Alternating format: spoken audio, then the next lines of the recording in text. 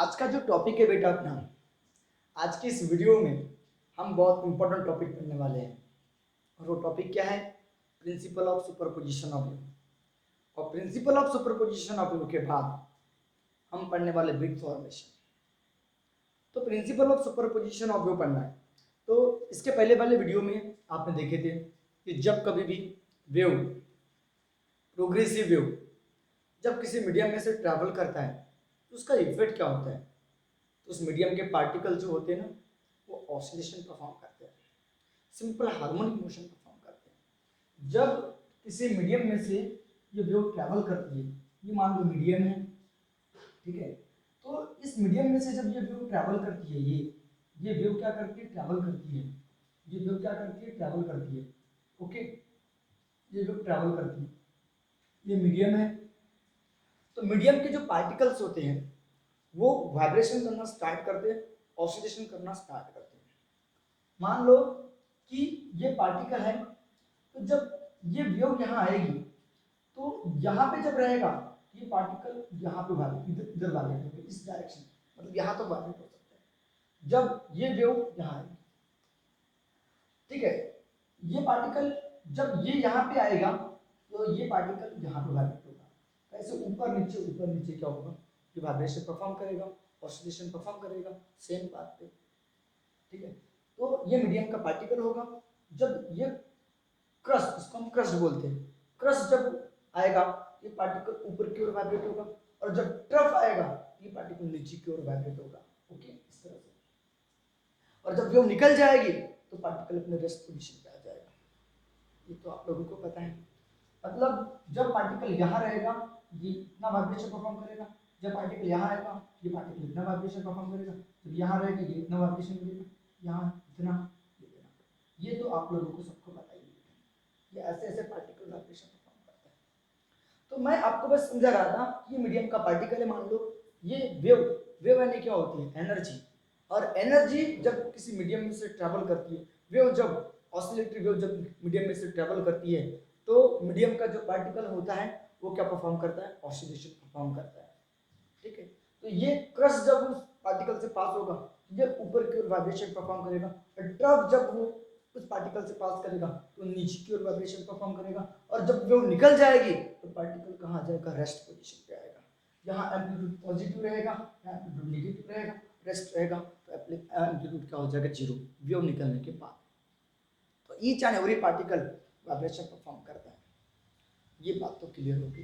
जब ये वेव इस मीडियम का जो पार्टिकल है, मीडियम का जो पॉइंट है वहां से जब जाएगी, ठीक है।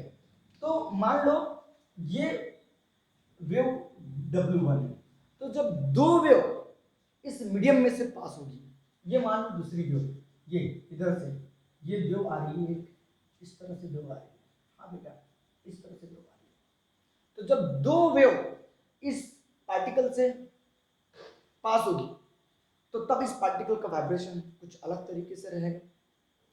तो मान लो ये जो वेव आएगी तो सेम वैसे ही वाइब्रेशन परफॉर्म करेगा। तो जब ये वेव W1 है, ये वेव W2 है, तो जब ये वेव इस पार्टिकल से पास हुई तो ये पार्टिकल ने वाइब्रेशन परफॉर्म किया, इस पार्टिकल ने डिस्प्लेसमेंट किया।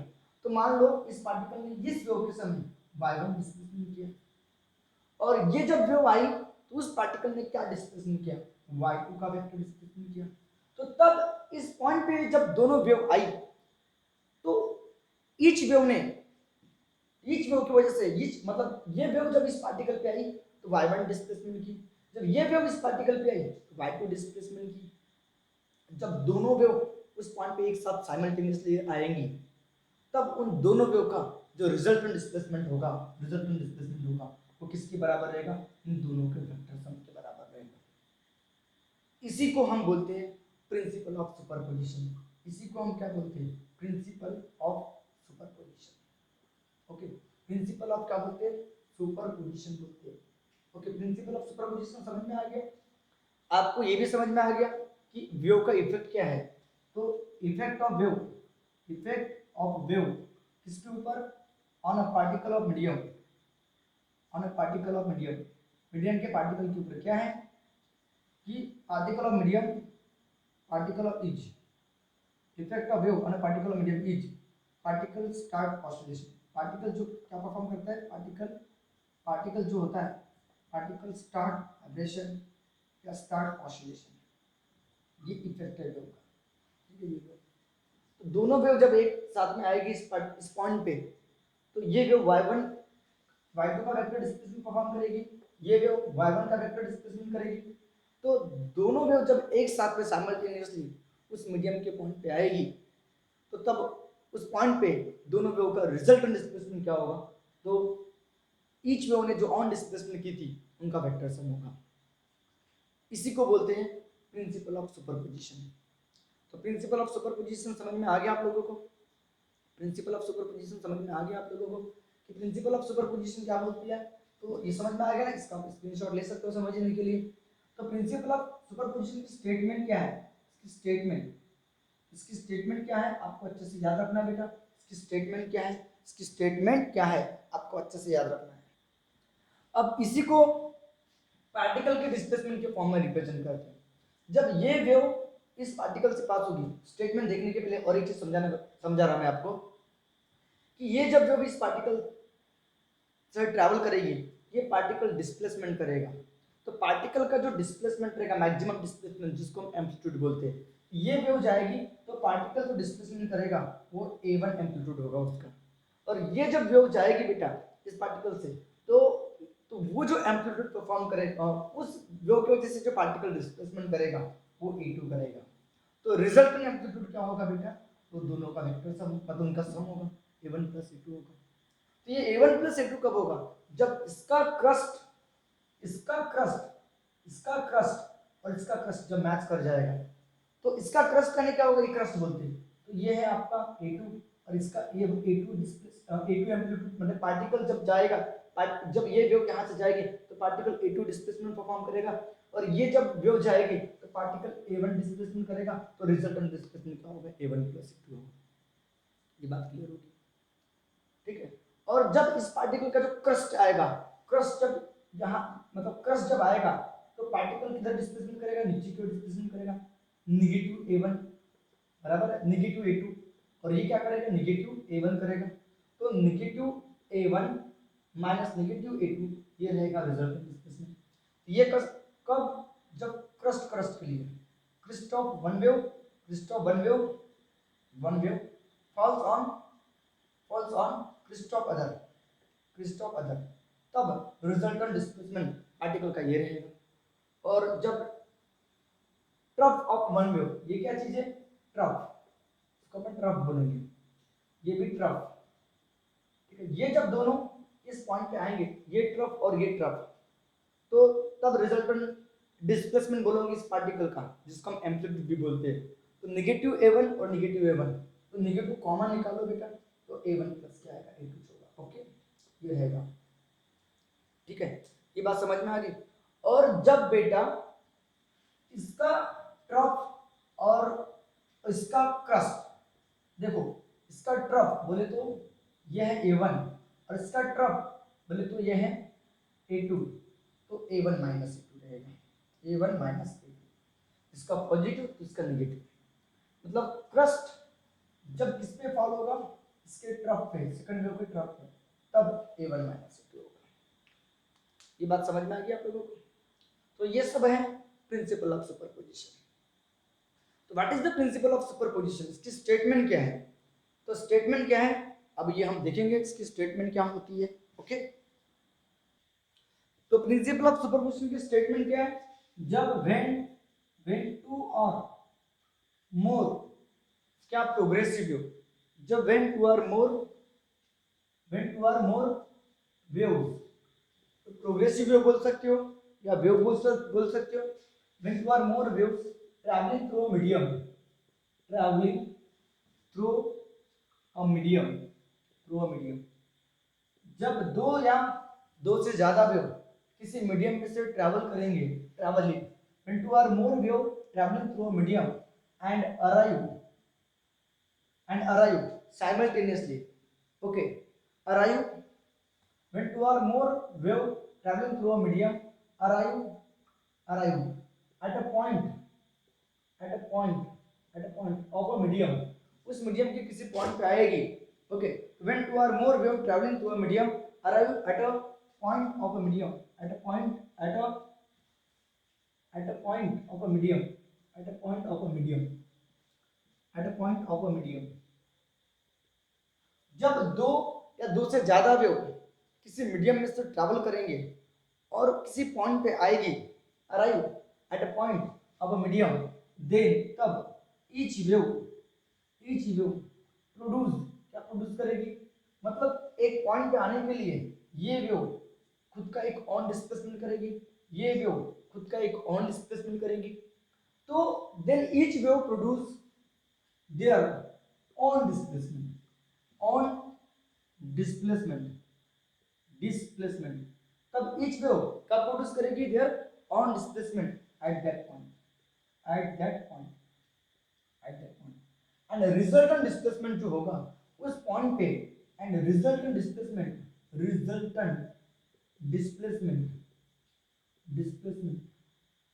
ऑफ दिस वेव, उन वेव का, of this wave at that point, उस पॉइंट पे, at that point is equal to vector sum, is equal to क्या होता है, vector sum of their own displacement, vector sum of their क्या, on displacement. थोड़ी statement बड़ी है लेकिन बहुत आसान है बेटा, ठीक है। ये इसका देखो, ये y1 का वेक्टर एंड y2 का वेक्टर, मतलब एक वेव ने y1 का वेक्टर डिस्प्लेसमेंट की है और दूसरी वेव ने y2 का वेक्टर डिस्प्लेसमेंट की है उस पॉइंट पे आने के लिए, जब दो वेव साइमल्टेनियसली उस पॉइंट पे आई, तो y1 का वेक्टर और y2 का vector are the displacement, are the displacement, ये क्या है, displacement produce by two wave, by two wave, then their resultant, तब उनका resultant displacement जो होगा, resultant displacement is, then the resultant displacement by कैसे, प्रिंसिपल ऑफ सुपरपोजिशन, बाय कैसे, principal of superposition के हिसाब से, सुपरपोजिशन के हिसाब से, इज y का वेक्टर इक्वल टू y1 का वेक्टर प्लस y2 का वेक्टर, ये कब प्लस कब, जब two waves are in same phase, two waves are in क्या, सेम फेज में रहेगी, सेम फेज, और जब दो वेव आउट ऑफ फेज में रहेगी तब y का वेक्टर इक्वल टू y1 का वेक्टर माइनस y2 का वेक्टर, कब, जब दो वेव्स ऐसे रहेगी are out of phase, out of phase, ठीक है, अगर आउट ऑफ फेज में रहेगी, जैसे कि a1 प्लस a2 हो रहा था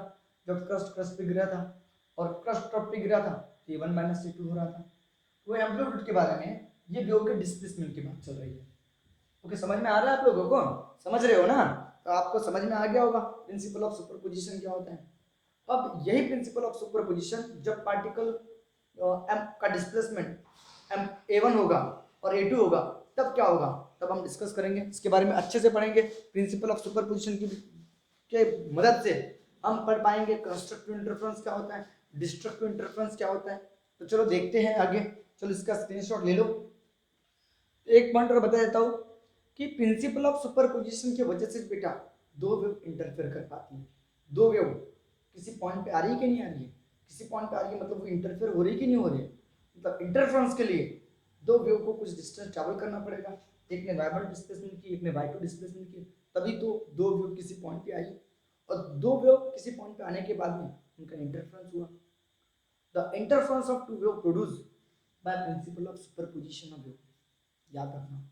अब दो वेव जब उस पॉइंट पे आएगी तो वहां पे कंस्ट्रक्टिव इंटरफेरेंस होगा, वो जो इंटरफेरेंस होगा वो कंस्ट्रक्टिव कब होगा, मतलब रिजल्टेंट डिस्प्लेसमेंट मैक्सिमम कब होगा, और डिस्ट्रक्टिव इंटरफेरेंस मतलब रिजल्टेंट डिस्प्लेसमेंट मिनिमम कब होगा, इसके बारे में हम डिस्कस करना है। तो एक बात तो क्लियर होगी, द इंटरफेरेंस, क्या बोला मैंने, इंटरफेरेंस ऑफ टू वेव्स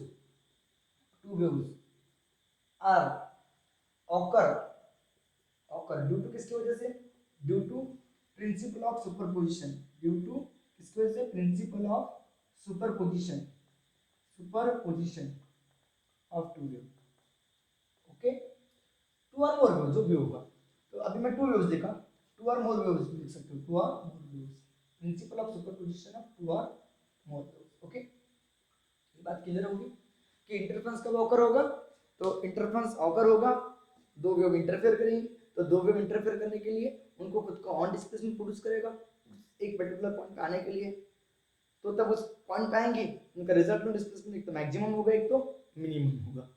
जब मैक्सिमम होगा तब उस इंटरफेरेंस को हम कंस्ट्रक्टिव इंटरफेरेंस बोलेंगे, और जब मिनिमम होगा तो तब उस इंटरफेरेंस को अपन क्या बोलेंगे, डिस्ट्रक्टिव इंटरफेरेंस बोलेंगे। ओके, देखो अभी मैं आप लोगों को कंस्ट्रक्टिव इंटरफेरेंस के बारे में बता रहा हूँ। तो कंस्ट्रक्टिव इंटरफेरेंस कब होता है, तो मान लो देखो ये एक वेव है बेटा, ये मीडियम है, ठीक है, इस मीडियम पे से ये वेव्स आ रही है, ठीक है, ये दिखना चाहिए, ध्यान देना, ठीक है, ये वेव इस तरह से, ये वेव यहाँ से जा रही है। ओके, ठीक है, ये इसका पॉजिटिव एम्पलीट्यूड है बेटा, ओके, और ये इसका नेगेटिव एम्पलीट्यूड है, ये भी क्लियर हो गया। ओके ओके, अब बताओ, ओके, या इसको A1 A2 भी नाम दे सकते हो आप, ये A1, ओके, ये भी A1 है, ओके, लेकिन नेगेटिव A1 है। और ये मेरे पास दूसरा वेव है, या दो अगर आइडेंटिकल वेव लेते हो, ये A रहेगा, ये भी क्या रहेगा, A रहेगा, नेगेटिव A रहेगा। ओके, इधर में क्या है, पॉजिटिव एम्पलीट्यूड है, और इधर में क्या है, नेगेटिव एम्पलीट्यूड है। ओके ओके, और ये मेरे पास दूसरी वेव है, ये मेरे पास दूसरी वेव है बेटा, हाँ? समझ लो अभी अच्छे से। तो ये ओके, इस तरह से, तो ये दोनों आइडेंटिकल वेव होगा इस तरह से, ठीक है, इसका भी एम्पलीट्यूड, ये पॉजिटिव एम्पलीट्यूड है, और इधर में क्या नेगेटिव एम्पलीट्यूड है। ओके, ये जब दो वेव बेटा इंटरफेयर करेगी, ये जब दो वेव इंटरफेयर करेगी बेटा, तो हमको जो रिजल्टेंट वेव मिलेगी, मतलब यहाँ पे क्रस्ट पे फॉलो होगा, ट्रफ पे फॉलो होगा, क्रस्ट पे फॉलो होगा, तो क्रस्ट पे गिरेगा, then crust of one wave fall on a crust of another wave, then resultant displacement become maximum, because here particle make a displacement a, here particle make a displacement a, तो resultant displacement is twice a, तो twice a resultant displacement हो जाएगा बेटा, twice a resultant displacement हो जाएगा इस तरह से, ये ओके, ये तो देखो ये एम्पलीट्यूड a, ये एम्पलीट्यूड a, तो twice of एम्पलीट्यूड a, ये इस तरह से, ये नेगेटिव ये, तो twice of नेगेटिव ये, and this is A and this is a, okay, इस तरह से बेटा। तो ये होगा आपका ट्वाइस ए, ये पॉजिटिव ट्वाइस ए होगा बेटा, और ये क्या होगा, नेगेटिव ट्वाइस ए, ये जो होगा negative twice A, this is the positive twice A. तो ये है कंस्ट्रक्टिव इंटरफेरेंस, ये है कंस्ट्रक्टिव इंटरफेरेंस, ये है क्या, कंस्ट्रक्टिव इंटरफेरेंस। ये जो बनाया मैंने डायग्राम बेटा, ये किसकी है, कंस्ट्रक्टिव इंटरफेरेंस की। जो फिगर है ये रिप्रेजेंट करती है किसको, constructive interference, constructive interference. Okay, तो यहाँ पे जो रिजल्टेंट एम्पलीट्यूड रहेगा बेटा, ये ट्वाइस ही होगा, a1 a plus a twice, a minus twice होगा। ये तो क्लियर हो गया आप लोगों को। तो व्हेन कंस्ट्रक्टिव इंटरफेरेंस ऑकर, तो व्हेन बताओ, when crust of one wave, crest of one wave falls on किसके ऊपर, falls on crest of other, crest of क्या, अदर, देन रिजल्टेंट एम्पलीट्यूड या रिजल्टेंट डिस्प्लेसमेंट बोलोगे, देन रिजल्टेंट क्या, displacement बोलो, ठीक है, या रिजल्टेंट एम्पलीट्यूड बोलो। तो रिजल्टेंट एम्पलीट्यूड, रिजल्टेंट क्या, एम्पलीट्यूड एंड इंटेंसिटी बिकम क्या, मैक्सिमम, बिकम क्या, maximum. When crust of one wave falls on a crust of other, then resultant amplitude intensity become क्या, maximum, okay, each called, this is called, इसी को क्या बोलते हैं, this is called, इसी को अपन क्या बोलेंगे, कंस्ट्रक्टिव इंटरफेरेंस बोलेंगे, कंस्ट्रक्टिव इंटरफेरेंस बोलेंगे, interference, okay okay, constructive interference. और उस पॉइंट पे मैक्सिमम एम्पलीट्यूड मिलेगा हमको, ठीक है, रिजल्टेंट एम्पलीट्यूड और इंटेंसिटी बिकम मैक्सिमम, और this is called constructive interference. तो फॉर कंस्ट्रक्टिव इंटरफेरेंस के लिए जो रिजल्टेंट एम्पलीट्यूड रहेगा बेटा, रिजल्टेंट एम्पलीट्यूड जो रहेगा, रिजल्टेंट एम्पलीट्यूड वो क्या होगा, ए equal to a1 plus a2 होगा। ठीक है, अगर एक वेव का एम्पलीट्यूड a1 है तो दूसरे वेव का एम्पलीट्यूड a2 है, तो अगर दोनों बराबरी के हैं तो ट्वाइस ही मिलेगा, जैसे कि अभी आपको बताया ट्वाइस। ठीक है, तो कंस्ट्रक्टिव इंटरफेरेंस आप लोगों को समझ में आ ही गया होगा, बहुत आसान है। चलो इसका स्क्रीनशॉट ले लो अच्छे से। हाँ, जब भी मैंने crust of one wave falls on crust of other, और आप ऐसे भी लिख सकते थे trough of one wave falls on trough of other, then resultant displacement क्या होगा, मैक्सिमम होगा, रिजल्टेंट एम्पलीट्यूड मैक्सिमम होगा, रिजल्टेंट इंटेंसिटी मैक्सिमम होगा। तो वो आप करेक्शन कर लेना। ठीक है, when crust of one wave falls on crust of other और trough of one wave falls on trough of other, तो trough of one wave falls on trough of other ये मैंने नहीं लिखा था। ठीक है, तो चलो वो लिख लेना आप लोग। अब बात करता हूँ डिस्ट्रक्टिव इंटरफेरेंस क्या होता है। तो डिस्ट्रक्टिव इंटरफेरेंस क्या होता है, देखो ये एक वेव है जिसका एम्पलीट्यूड ये है, ये नेगेटिव ये है, ये पॉजिटिव ये है एम्पलीट्यूड। ये दूसरी वेव है, जब यह वेव किसी मीडियम से ट्रैवल करती है तो ये नेगेटिव मतलब negative amplitude, positive amplitude, negative amplitude, ये क्रस्ट है, ये ट्रफ है। तो जब क्रस्ट ट्रफ पे फॉल करेगा बेटा, ये पॉजिटिव है और नेगेटिव है, तो जीरो एम्पलीट्यूड होगा। ये नेगेटिव, ये पॉजिटिव, जीरो एम्पलीट्यूड होगा। मतलब यहाँ पे रिजल्टेंट एम्पलीट्यूड और रिजल्टेंट इंटेंसिटी जो है वेव की, वो क्या आने वाली है, मिनिमम आने वाली है, जीरो आने वाली है। तो इस समय इसको डिस्ट्रक्टिव इंटरफेरेंस बोलते हैं। यहाँ पे पूरा डिस्ट्रक्ट हो गया, कुछ भी नहीं बना, कुछ भी नहीं बना।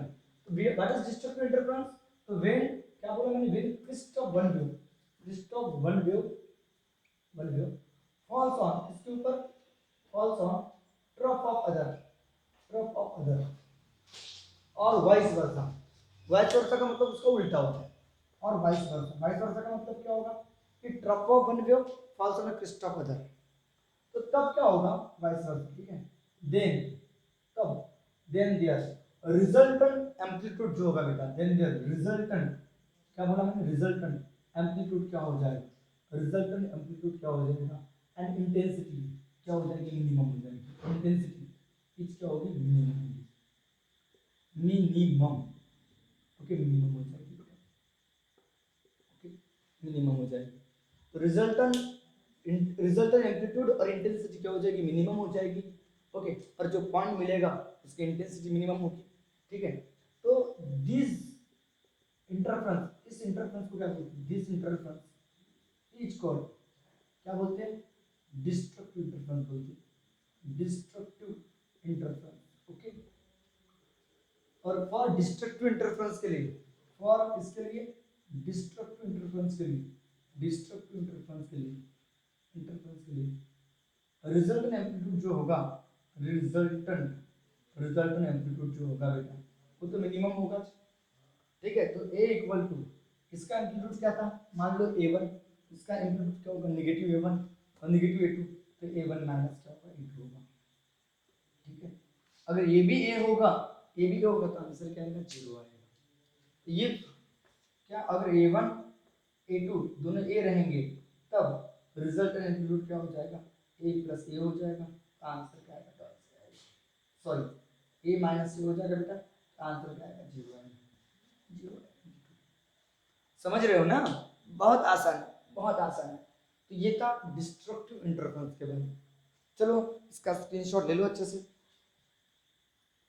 अब हम बात करने वाले हैं बीट प्रोडक्शन। तो बीट प्रोडक्शन जो होता है बेटा, तो superposition of two sound wave, दो वेव जो सेम एम्पलीट्यूड के रहेंगे बट स्लाइटली डिफरेंट फ्रीक्वेंसी।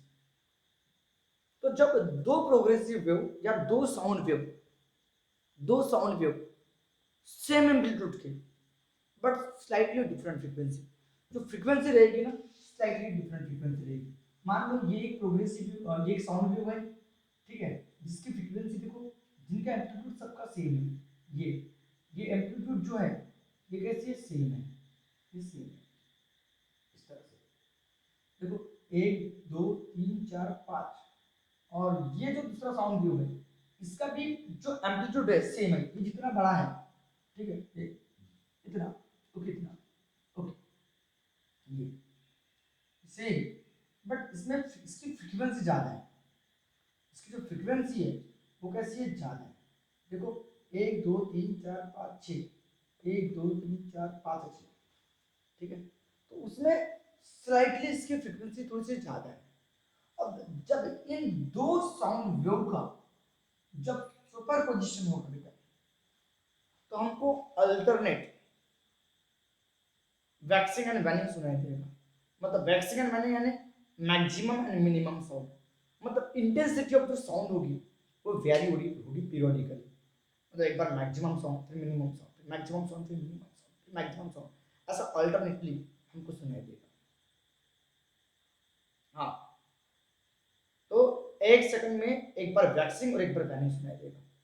तो जो टाइम इंटरवल रहेगा, तो उस टाइम इंटरवल में एक बार वैक्सिंग, एक बार वैनिंग, एक बार मैक्सिमम और एक बार मिनिमम इंटेंसिटी ऑफ साउंड सुनाई देगा। मैक्सिमम इंटेंसिटी ऑफ साउंड को वैक्सिंग बोलते हैं और मिनिमम इंटेंसिटी ऑफ साउंड को वैनिंग। मतलब waxing and waning are alternately produced, alternately form due to किसकी वजह से, superposition of two sound wave having same amplitude. मतलब ड्यू टू सुपरपोजिशन मतलब दो वेव ट्रैवल करेंगे और इंटरफेयर करेंगे भाई, उसी को सुपरपोजिशन बोलते हैं। सुपरपोजिशन में इंटरफेरेंस हो रहा है, ठीक है, कुछ डिस्टेंस ट्रैवल करके। तो superposition of two sound wave having same amplitude but slightly different frequency, तब हमको अल्टरनेट वैक्सिंग एंड वैनिंग सुनाई देगा, प्रोडक्शन होगा अल्टरनेट वैक्सिंग एंड वैनिंग का।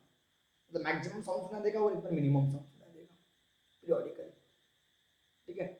इसी को बोलते हैं bit production, production of bit, ठीक है। तो आपको मैं एक सुना भी देता हूँ साउंड।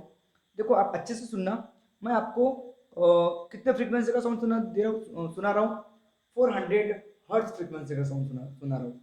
तो आप सुनो, इस साउंड को सुनो।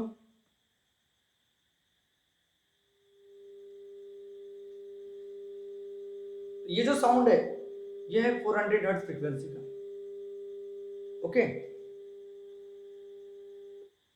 और दूसरा साउंड है 410 हर्ट्ज फ्रीक्वेंसी का। तो ये मान लो 400 हर्ट्ज फ्रीक्वेंसी का साउंड है और ये है 410 हर्ट्ज फ्रीक्वेंसी का साउंड। देखो मैं ये वाला साउंड सुनो,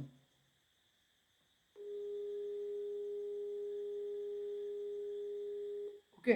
दोनों में ज्यादा फर्क नहीं है, ये 400 हर्ट्ज फ्रीक्वेंसी का और अभी जो सुनाई दिया वो 410 हर्ट्ज फ्रीक्वेंसी का। अब दोनों को एक साथ में, मतलब दोनों को एक साथ में बजाते हैं, मतलब इंटरफ्रेंस होगा, तब आपको ऐसा कुछ क्या सुनाई देगा, आप खुद ही देखो। अल्टरनेट आपको ऐसा थोड़ा मिनी मैक्सिमम और एक मिनिमम साउंड सुनाई देगा, देखो, ओके, जस्ट वेट।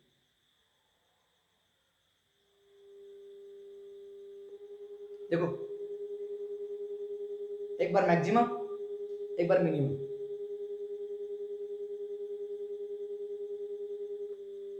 समझ में आ रहा है ना, समझ रहे हो ना। तो एक साउंड बंद हो गया, ओके। तो आपको समझ में आ गया होगा कि क्या होता है, टुक टुक टुक टुक टुक टुक टुक ऐसा सुनाई दे रहा होगा आपको, सुनाई दिया ना। तो ये जब दो साउंड को एक साथ में बजाते हो तो ये होता है। आप सर्च मार के देखना एक बार, एक मोबाइल पे और 400 हर्ट्ज फ्रीक्वेंसी का साउंड बजाना और दूसरे मोबाइल से 410 हर्ट्ज फ्रीक्वेंसी का साउंड सुनाना, दोनों को एक साथ में रखना, तो आपको बीट प्रोडक्शन समझ में आ जाएगा बहुत अच्छे से, ओके। तो चलो हम आगे बढ़ते हैं, प्रोडक्शन ऑफ बीट क्या होता है उसके बारे में हम डिटेल में जानते हैं कि प्रोडक्शन ऑफ बीट क्या होता है। तो जब सुपरपोजिशन होता है बेटा, सुपरपोजिशन किसका, टू साउंड वेव का, जिनका एम्पलीट्यूड कैसा रहेगा, same but slightly different frequency, तब हमको, तब जो फ्रीक्वेंसी ऑफ साउंड जो रहेगी, इंटेंसिटी ऑफ जो साउंड होगी वो पीरियडिकली क्या होगी, वेरी होगी, ठीक है। और इसी को अपन क्या बोलते हैं, प्रोडक्शन ऑफ बीट बोलते हैं। तो व्हेन देयर इज, जब कभी भी, when there is super superposition of, when there is superposition of क्या, two sound wave, superposition of क्या, टू साउंड वेव, दो साउंड वेव का, two sound wave having same amplitude, having amplitude कैसा है, having same amplitude amplitude but slightly क्या रहेगी, slightly different frequency, different frequencies, okay, slightly different frequency. जब कभी भी सुपरपोजिशन होता है दो साउंड वेव का having same amplitude but slightly क्या, different frequency, okay, travelling in a same medium, when there is superposition of two sound wave having same amplitude and slightly different frequency, travel कैसे कहाँ करेंगे, तो traveling in the same medium, in the same medium, same medium, तब क्या होता है, then तब alternate, okay, then the intensity of sound, तब then the intensity of sound, intensity of sound, sound की जो intensity वो vary हो रही periodically, कम ज्यादा ऐसे। then intensity of sound vary, कैसे vary हो रही है, periodically vary हो रही है, कैसी, periodically, then intensity of sound varies, ठीक है, intensity of sound क्या हो रही है, varies हो रही है, varies periodically, तो इसी कुछ क्या बोलते हैं, this phenomenon is called, this is called, इसी कुछ क्या बोलते हैं, this is called beat production, इसी कुछ अपन क्या बोलते हैं, बीट प्रोडक्शन बोलते हैं। तो मैं उम्मीद करता हूँ कि आप लोगों को बीट प्रोडक्शन समझ में आ गया होगा कि जब कभी भी सुपरपोजिशन होता है, सुपरपोजिशन में दो वेव का इंटरफेरेंस होता है, दो साउंड वेव का, तो when there is superposition of two sound wave having same amplitude but slightly different frequency travelling in a same medium, जो जब दो साउंड वेव सेम एम्पलीट्यूड के स्लाइटली डिफरेंट फ्रीक्वेंसी के जब किसी मीडियम में से ट्रैवल होते हैं और उनका जब सुपरपोजिशन होता है तब तब इंटेंसिटी ऑफ साउंड वेरीज होती है पीरियोडिकली, और इसी कुछ क्या बोलते हैं, बीट प्रोडक्शन बोलते हैं। The production of maximum intensity of sound, the production of maximum intensity of sound, maximum intensity of sound, intensity of sound जिसको बोलते हैं इज कॉल्ड वैक्सिंग, उसी को अपन क्या बोलते हैं, इज कॉल्ड वैक्सिंग, उसको बोलते हैं वैक्सिंग बोलते हैं, ओके। एंड प्रोडक्शन ऑफ क्या, प्रोडक्शन ऑफ क्या, minimum intensity of sound, minimum intensity of sound, minimum intensity of sound, उसको हम क्या बोलते हैं, इज कॉल्ड वैनिंग, उसको हम वैनिंग बोलते हैं। तो वैक्सिंग और वैनिंग दो है, आपको अच्छे से याद रखना है, ठीक है, वैनिंग बोलते हैं। तो वन वैक्सिंग, एक waxing and one waning together call a beat, उसको बोलते हैं बीट। मतलब एक बार में, एक सेकंड में एक बार एक वैक्सिंग और एक वैनिंग, मतलब एक बार मैक्सिमम और एक बार मिनिमम इंटेंसिटी ऑफ। तो बीट समझ में आ गई बेटा, beat, one waxing and one waning together called beat, ये तो क्लियर हो गया। अब बात करेंगे बीट फ्रीक्वेंसी। तो बीट फ्रीक्वेंसी बड़ा इंपॉर्टेंट टॉपिक है जिसको हम एनबी बोलेंगे, ठीक है, एनबी। तो बीट फ्रीक्वेंसी क्या होता है, number of beat heard in 1 second, 1 second में कितनी बीट हियर्ड होती है, number of beat heard, number of beat heard, कितनी बीट सुनाई देगी इन 1 सेकंड, इन 1 सेकंड, एक सेकंड में बेटा, उसी को अपन क्या बोलेंगे, इज कॉल्ड बीट फ्रीक्वेंसी, उसी को अपन क्या बोलेंगे, बीट फ्रीक्वेंसी बोलेंगे, कितने बीट सुनाई देगी उसी को अपन बीट फ्रीक्वेंसी बोलेंगे। और बीट फ्रीक्वेंसी का फार्मूला क्या होता है, फ्रीक्वेंसी बोलेगा तो पीरियड का रेसिप्रोकल या n1 - n2। तो जो दो साउंड वेव थे, एक साउंड वेव की फ्रीक्वेंसी n1, दूसरे साउंड वेव की फ्रीक्वेंसी n2, तो दो साउंड वेव की फ्रीक्वेंसी के डिफरेंस के बराबर बीट फ्रीक्वेंसी होती है। और ये बात याद रखना आप लोगों को कि n1 बड़ा होना चाहिए n2 से, अगर n1 - n2 लेते हो तो, ठीक है। तो मतलब पहले वाली वेव की जो फ्रीक्वेंसी रहेगी वो थोड़ी सी ज्यादा रहेगी दूसरे वाली फ्रीक्वेंसी से, ठीक है। तो ये है, ये हमको फार्मूला प्रूफ करना है। बीट फ्रीक्वेंसी का एक्सप्रेशन बोर्ड के पेपर में पूछता है, obtain the expression for beat frequency analytically, मतलब थियोरेटिकली हमको बीट फ्रीक्वेंसी का एक्सप्रेशन लाना है। तो अपन अभी बात करेंगे एक्सप्रेशन फॉर बीट फ्रीक्वेंसी, ठीक है। तो चलो इसका स्क्रीनशॉट ले लो पहले। तो बेटा analytical method to determine beat frequency, तो बीट फ्रीक्वेंसी वैक्सिंग के समय भी, मतलब मैक्सिमम साउंड के समय भी n1 - n2 और वैनिंग के समय भी मतलब मिनिमम साउंड के समय भी beat frequency n1 minus n2, ये हमको प्रूफ करना है। तो एनालिटिकल मेथड मतलब theoretical method to determine beat frequency को निकालने की थ्योरेटिकल मेथड, ठीक है। तो उसके लिए हमको एक्सप्रेशन निकालना है बिट फ्रीक्वेंसी का, उसके लिए हमको कंसीडर करना पड़ेगा, क्या कंसीडर करना पड़ेगा, दो साउंड वेव। तो टू क्या साउंड वेव कंसीडर करना पड़ेगा, consider two sound wave of same amplitude, दोनों का एम्पलीट्यूड कैसा रहेगा, सेम एम्पलीट्यूड। तो हमको कंसीडर करना पड़ेगा बेटा दो साउंड वेव जिनका एम्पलीट्यूड कैसा रहेगा, सेम बट स्लाइटली, थोड़ी सी slightly different frequency, slightly different क्या फ्रीक्वेंसीज की, ओके, स्लाइटली डिफरेंट फ्रीक्वेंसीज की, okay okay travelling in the same medium, slightly different frequencies n1 and n2 travelling through a same medium में से travel कर रहे हैं, travelling through a same medium में से ट्रैवल कर रहे हैं, सेम मीडियम में से क्या कर रहे हैं, ट्रैवल कर रहे हैं। ये बात समझ में आ गई आपको अच्छे से, ओके। तो कंसीडर करते हैं हमने दो साउंड वेव सेम एम्पलीट्यूड के but slightly different frequencies n1 and n2 travelling through a same medium. अब बताओ दो साउंड वेव, तो साउंड वेव क्या होता है, एक प्रोग्रेसिव वेव होता है, और प्रोग्रेसिव वेव की इक्वेशन आपको मैंने इसके पिछले वाले वीडियो में बताया कि एक वेव का इक्वेशन क्या होगा, y equal to a sin omega t plus, अगर बताओ पॉजिटिव एक्स एक्सिस की तरफ जा रहे हैं नेगेटिव फाई, और फाई का मतलब आपको बता चुका हूँ ये साइन, ओमेगा का मतलब 2 pi upon t into t, phi का मतलब 2 पाई एक्स बाय लैम्डा, याद होगा 2 पाई कॉमन निकल रहा था, तो ये साइन 2 पाई 1 बाय टी यानी फ्रीक्वेंसी था, तो 2 पाई कॉमन निकल गया, मुझे फ्रीक्वेंसी के फॉर्म में लाना है, तो 1 बाय टी यानी frequency n t minus x by lambda, okay. तो ये प्रोग्रेसिव वेव का इक्वेशन है। तो बताओ मैं बात करूं द डिस्प्लेसमेंट, यह डिस्प्लेसमेंट इक्वेशन का जो डिस्प्लेसमेंट होगा, वेव जब ट्रैवल करेगा, तो वेव जब ट्रैवल करेगा तो उसका डिस्प्लेसमेंट होगा, तो डिस्प्लेसमेंट का इक्वेशन, द इक्वेशन ऑफ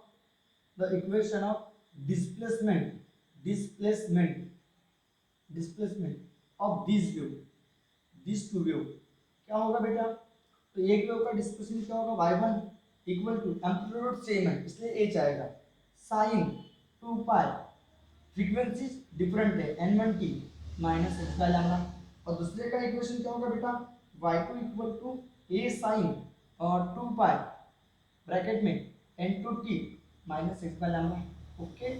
ये एक का इक्वेशन हो गया, ये दूसरे का इक्वेशन हो गया, इसकी फ्रीक्वेंसी n2 है, इसकी फ्रीक्वेंसी n1 है, दोनों का एम्पलीट्यूड कैसा है, सेम है।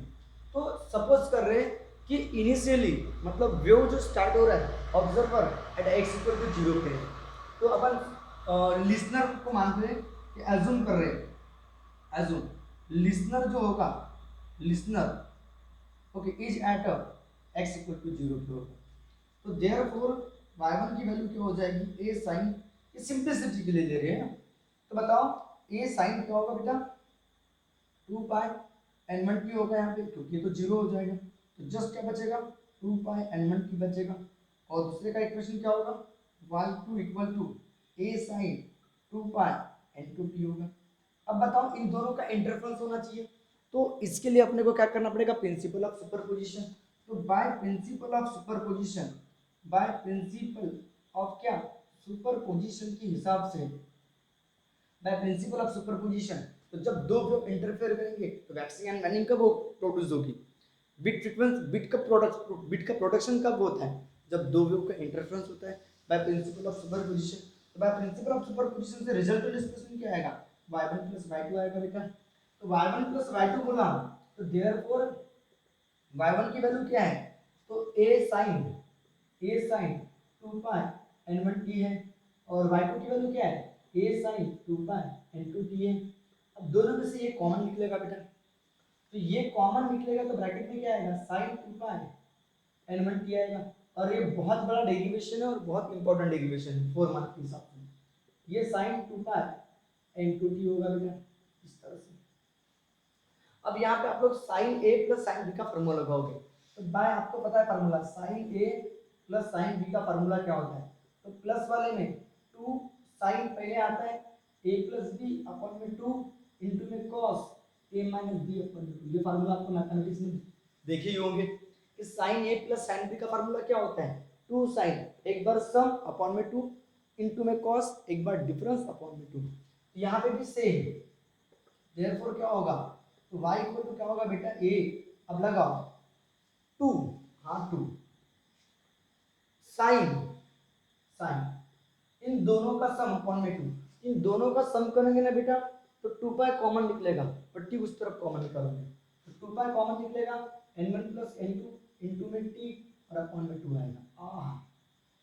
देखो 2 sine a plus B upon में 2, तो a प्लस बी करेंगे तो 2 पाई कॉमन निकलेगा, ब्रैकेट में n1 प्लस n2 और t भी कॉमन निकाल दिया, और इनटू में cos करूंगा ना बेटा तो cos सेम यहाँ पे भी, जब cos करूंगा तो इन दोनों का डिफरेंस होगा तो 2 पाई कॉमन निकालूंगा, n1 माइनस n2 इंटू में t अपॉन में 2 रहेगा। कोई दिक्कत, कोई दिक्कत सर, कोई दिक्कत नहीं सर, कोई दिक्कत नहीं। ये क्या हो जाएगा बेटा y इक्वल टू ट्वाइस से, हाँ तो 2 से 2 कैंसिल कर लो, 2 से 2 कैंसिल कर लो, तो आपका जो इक्वेशन आएगा ना बेटा वो किस फॉर्मेट में आना चाहिए, वो इस फॉर्मेट में आना चाहिए कि displacement amplitude sine displacement amplitude sine 2 pi n1t, मतलब a साइन के फॉर्म में आना चाहिए। तो a और a का ये रिजल्ट एम्पलीट्यूड होगा r, तो आपको क्या करना है, साइन को छोड़ के पूरा एम्पलीट्यूड रहेगा, मतलब साइन को छोड़ के, साइन में टर्म को छोड़ के बाकी पूरा कॉस और टॉइस से, ये आपका रिजल्ट एम्पलीट्यूड रहेगा, टॉइस से और कॉस, तो कॉस ब्रैकेट में क्या बचेगा पाई n1 माइनस n2 t और इंटू में साइन क्या बेटा पाई n1 प्लस n2, ओके। तो ये आपका रहेगा रिजल्ट एम्पलीट्यूड, तो देयरफॉर y इक्वल टू क्या होगा r sin क्या होगा पाई स्क्वायर ब्रैकेट में लिखना n1 प्लस n2, ओके। यही तो मेन है, where r this is the required expression for resultant displacement, this is the resultant displacement, this is the resultant displacement of two wave, दो wave का, और where are यानी क्या है, where are यानी क्या है resultant amplitude, twice A cos pi n1 minus n2 into में t, ये आपका रिजल्टेंट एम्पलीट्यूड है, ये जो resultant amplitude of two wave. अगर इतना अगर आप लोगों को समझ में आ गया बेटा तो फिर आपका कंसेप्ट क्लियर हो गया, इतना अगर आपको समझ में आ गया तो एक बार देख लो कैसे कैसे किया, तो कंसीडर किया था दो साउंड वेव सेम एम्पलीट्यूड के स्लाइटली डिफरेंट फ्रीक्वेंसी के ट्रैवल हो रहे सेम डायरेक्शन में, तो इक्वेशन एक वेव का ये होगा, दूसरे वेव का इक्वेशन ये होगा, आपको पता है equation a sin 2 pi nt minus x by lambda, ये n1t ये n2t, अपन अज्यूम कर रहे हैं कि x 0 है तो लिस्टन x इक्वल टू 0 पे है, तो ये sin 2 पाई n1t ये a sin 2 पाई n2t, फिर बाय प्रिंसिपल ऑफ सुपरपोजिशन ये y1 प्लस y2 ये आपका y1 ये आपका y2 a कॉमन निकल गया, या sin a plus sin b का फार्मूला लग गया, तो क्या फार्मूला है 2 sin इन दोनों का सम डिवाइडेड बाय 2 इन दोनों का डिफरेंस डिवाइडेड बाय 2 cos के साथ, जो भी कॉमन निकल रहा कॉमन निकल दिया, जो कट रहा है वो काट दिया, ठीक है। तो ये बचेगा तो cos sin को छोड़ के बाकी सब रिजल्ट में टूट रहेगा, बस इतनी सी बात याद रखना है कि sin को छोड़ के बाकी सब क्या रहेगा रिजल्ट में टूट रहेगा, ये आपका आ रहेगा, ठीक है। तो वैक्सिंग के समय क्या होता है, एम्पलीट्यूड मैक्सिमम होगा, इंटेंसिटी मैक्सिमम होती है, ये आर आपका मैक्सिमम रहेगा, आर मैक्सिमम रहेगा, तो आर मैक्सिमम कब रहेगा, जब जब आपका answer R equal to twice रहेगा, आर इक्वल टू ट्वाइस। तो वैक्सिंग और वैनिंग के लिए, तो वैक्सिंग के लिए भी बिट फ्रीक्वेंसी निकालना है और वैनिंग के लिए भी बिट फ्रीक्वेंसी निकालना है, चलो पहले इसका स्क्रीनशॉट ले लो फिर हम आगे बढ़ते हैं। तो देखो अब अपन केस नंबर लेंगे फॉर वैक्सिंग के लिए, केस नंबर फर्स्ट किसके लिए, तो फॉर वैक्सिंग के लिए, तो वैक्सिंग के लिए और वैक्सिंग के लिए जो रिजल्ट में एम्पलीट्यूड होता है आर, रिजल्ट में एम्पलीट्यूड जो होता है रिजल्टेंट, फॉर वैक्सिंग के लिए रिजल्टेंट एम्पलीट्यूड, रिजल्टेंट एम्पलीट्यूड जो होता है वो क्या होता है मैक्सिमम होता है, मैक्सिमम। अब मैक्सिमम बोला तो एक वेव का एम्पलीट्यूड ए, दूसरे का भी ए, तो ए और ए कितना हो जाएगा, ट्वाइस हो जाएगा। तो R equal to plus minus twice होता है, एक तो प्लस ट्वाइस है, एक तो माइनस ट्वाइस है। तो बताओ आर की वैल्यू क्या है, तो twice A cos, twice A cos क्या है, पाई n1 माइनस n2 इनटू में t, यह है इक्वल टू ट्वाइस से होगा, दैट इज क्या होगा, ट्वाइस से ट्वाइस से कैंसिल होगा, प्लस माइनस ट्वाइस से, तो आपका answer cos pi n1 minus n2 t equal to plus minus 1 होगा। तो बताओ इसके जगह ऐसा क्या रहेगा जिससे प्लस माइनस 1 आंसर आएगा, तो दैट इज इसका मतलब पाई n1 माइनस n2 t की वैल्यू क्या रहेगी जिससे आंसर प्लस माइनस 1 आएगा, तो इसकी वैल्यू 0 रहेगी तो आंसर 1 आएगा, जब पाई रहेगी तो आंसर माइनस 1 आएगा, जब 2 पाई रहेगी प्लस 1, 3 पाई रहेगी माइनस 1 चलते रहेगा, मतलब इसके जगह 0 पाई 2 पाई 3 पाई तभी तो प्लस माइनस 1 आएगा। तो इससे आपको टाइम इंटरवल निकालना है, क्योंकि बिट फ्रीक्वेंसी निकालने के लिए आपको पीरियड ऑफ बिट निकालना पड़ेगा, और पीरियड ऑफ बिट यानी दो टाइम इंटरवल का डिफरेंस होता है, जिस तरह beat frequency n1 minus n2 होती है, इस तरह period of bit t2 minus t1 होता है, t1 माइनस t2 होता है, जो भी देखते हैं अपने। तो बताओ आपको टाइम इंटरवल निकालना है t, तो टाइम इंटरवल निकालोगे तो पूरे 0 के डिवाइड में जाएगा तो ये 0 हो जाएगा बेटा, जब पाई के साथ आएगा तो पाई से पाई कैंसिल, तो टाइम इंटरवल की value 1 by n1 minus n2 आएगा, जब ये पाई से पाई कैंसिल हो जाएगा तो टाइम इंटरवल की वैल्यू 2 के डिवाइड में आएगा, तो 2 बाय n1 माइनस n2 आएगा, और यहाँ पे 3 बाय n1 माइनस n2 आएगा, और चलते रहेगा बेटा। तो बताओ period of bit, period of bit क्या होगा, पीरियड ऑफ बिट, तो पीरियड ऑफ बिट यानी क्या होता है, जिसको हम कैपिटल टी लिखते हैं, तो इन दोनों का डिफरेंस होगा t2 माइनस t1, बोले तो 1 bye 2 1 by n1 minus n2 minus 0, तो 1 बाय n1 माइनस n2 आएगा। तो पीरियड ऑफ बिट यानी क्या होता है, difference between two successive time interval, चाहे आप इन दोनों का डिफरेंस निकालो चाहे इन दोनों का डिफरेंस निकालोगे तो 1 बाय n1 माइनस n2 आएगा। अब नाउ निकालना है मुझे क्या, बिट फ्रीक्वेंसी निकालना है, बिट फ्रीक्वेंसी, तो बिट फ्रीक्वेंसी क्या होता है, एनबी होता है, और एनबी यानी 1 बाय पीरियड ऑफ बिट, तो पीरियड ऑफ बिट का रेसिप्रोकल मतलब 1 बाय n1 माइनस n2 का रेसिप्रोकल, 1 बाय 5 का रेसिप्रोकल 5 होता है, तो 1 बाय n1 माइनस n2 का रेसिप्रोकल n1 माइनस n2 होता है। तो this is the expression for period of bit, किसके लिए, वैक्सिंग के लिए, तो यही वैनिंग के लिए भी आएगा बेटा, यही वैनिंग के लिए भी आएगा गारंटी के साथ में। तो चलो केस नंबर सेकंड देखते हैं, वैनिंग के लिए निकालते हैं, सेम आएगा, सेम प्रोसीजर बेटा। तो case number second, now case number second की बात करेंगे, किसके लिए, तो फॉर किसके लिए, वैनिंग के लिए। तो वैनिंग के समय क्या होता है, और वैनिंग के लिए रिजल्टेंट एम्पलीट्यूड जो होता है ना बेटा, रिजल्टेंट एम्पलीट्यूड जो होता है वो क्या होता है, मिनिमम होता है, हाँ मिनिमम, रिजल्टेंट एम्पलीट्यूड मिनिमम होता है, मतलब आर की वैल्यू क्या रहेगी, 0, आर यानी कौन है, तो ट्वाइस ए कॉस है, तो twice A cos pi n1 minus n2 into में t है, और ये क्या हो जाएगा, 0 हो जाएगा। तो दैट इज क्या होगा, दैट इज क्या होगा, cos की वैल्यू क्या हो जाएगी, cos pi n1 minus n2 into में t, ये 2 पाई ट्वाइस ए 0 के डिवाइड में जाएगा तो 0 होगा, ये ट्वाइस ए 0 के डिवाइड में जाएगा तो 0 हो जाएगा, तो इसकी जगह ऐसा क्या रहेगा, तो आंसर 0 आएगा। तो आपको पता है पाई n1 माइनस n2 t के जगह क्या रहेगा, पाई बाय 2, मतलब cos 9t की वैल्यू 0 होती है, cos 3 पाई बाय 2 की वैल्यू 0 होती है, cos 5 पाई बाय 2 की वैल्यू 0 होती है, मतलब odd multiple of pi by 2, 1 pi by 2 3 pi by 2 5 pi by 2, odd multiple of pi by 2 के लिए आंसर 0।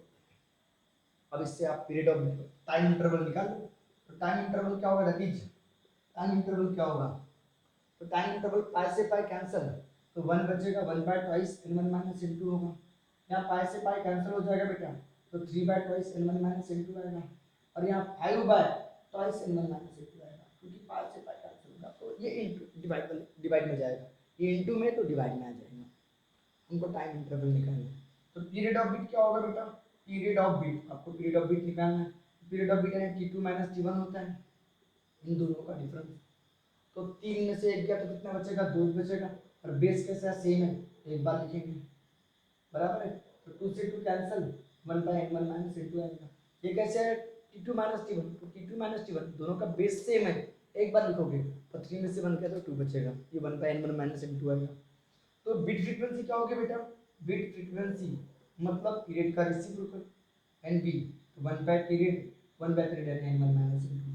तो आप लोग देखो वैक्सिंग के लिए भी और वैनिंग के लिए भी, तो from case number first, case number कौन सी first and case number second, इससे आपको पता चला कि बिट फ्रीक्वेंसी जो रहेगी, बिट फ्रीक्वेंसी बिट फ्रीक्वेंसी जो रहेगी बिट फ्रीक्वेंसी जो रहेगी वो क्या होगी, n1 माइनस n2। क्लियर होगी, n1 माइनस n2 रहेगा। ये इससे प्रूफ हो गया कि बिट फ्रीक्वेंसी का फार्मूला n1 माइनस n2 रहेगा। ठीक है, तो यहाँ पे आपका bit production of bit, beat frequency और बिट फ्रीक्वेंसी का एक्सप्रेशन कैसे निकालते हैं ये आपको समझ में आ गया। ठीक है, तो एप्लीकेशन ऑफ बिट, बिट के एप्लीकेशन कहाँ कहाँ है, तो इसका यूज रडार में है, क्या निकालने के लिए, तो एरोप्लेन की स्पीड निकालने के लिए। इसका यूज सोनार में होता है और समुद्र की गहराई नापने के लिए। इसका यूज बिट फ्रीक्वेंसी का यूज कहाँ होता है, तो बिट फ्रीक्वेंसी का यूज, बिट प्रोडक्शन का जो यूज होता है इसका यूज कहाँ होता है, तो माइनिंग में होता है, हार्मफुल गैसेस को डिटेक्ट करने के लिए। तो ये है बिट फ्रीक्वेंसी के एप्लीकेशन। ठीक है, तो आगे वाले टॉपिक में, नेक्स्ट टॉपिक में हम स्टेशनरी वेव के बारे में बात करेंगे, स्टेशनरी वेव की डेफिनेशन पढ़ेंगे, स्टेशनरी वेव का प्रोडक्शन कैसे होता है उसके बारे में डिस्कस करेंगे, और फिर स्टेशनरी वेव का production on a string, stationary wave का production in a air column up a pipe close at one end and pipe open at both the end, उसके बारे में डिस्कस करेंगे। तब तक के लिए okay bye, take care, safe रहो, और लाइक एंड कमेंट करना मत भूलो अगर आपको वीडियो बहुत अच्छा लगा है। चलो इसका स्क्रीनशॉट ले लो अच्छे से।